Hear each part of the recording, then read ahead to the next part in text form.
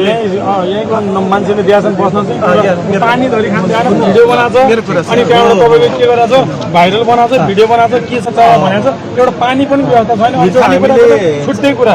रसुवामा आएको भीषण बाढीबाट ठूलो जनधनको क्षति भएपछि बागमती प्रदेश सरकार उद्धार तथा राहत व्यवस्थापनमा सक्रिय भएको छ।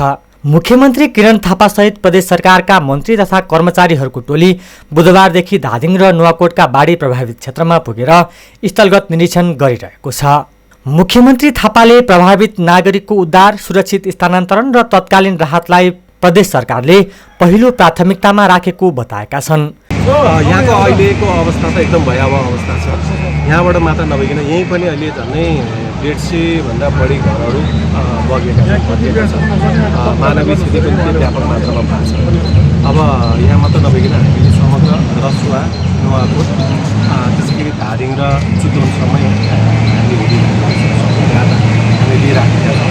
अझ यहाँभन्दा पनि बढी बाढी प्रभावितहरूलाई स्थानीय विद्यालय, पार्टी प्यालेस तथा सभा हलमा सुरक्षित स्थानमा सारेर खानपिन तथा बसोबासको व्यवस्था मिलाइएको उनले जानकारी दिए। प्रभावित नागरिकलाई सुरक्षित स्थानमा राखेर अत्यावश्यक खाद्यान्न, बसोबास लगायतका व्यवस्थापन मिलाइराखेका छौँ, मुख्यमन्त्री थापा मगरले भने।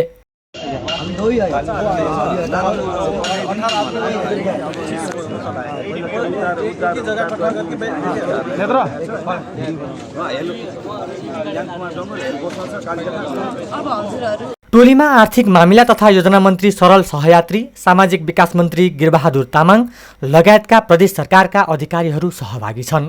टोलीले स्थानीय प्रशासन, सुरक्षा निकाय र जनप्रतिनिधिसँग समन्वय गर्दै क्षतिको अवस्था बुझ्ने तथा उद्धार राहतलाई प्रभावकारी बनाउने काम गरिरहेको छ। प्रदेश सरकारले रसुवा, नुवाकोट र धादिङमा आवश्यक राहत सामग्री तथा उद्धारका लागि थप स्रोत साधन परिचालन गर्ने तयारी समेत गरेको जनाएको छ।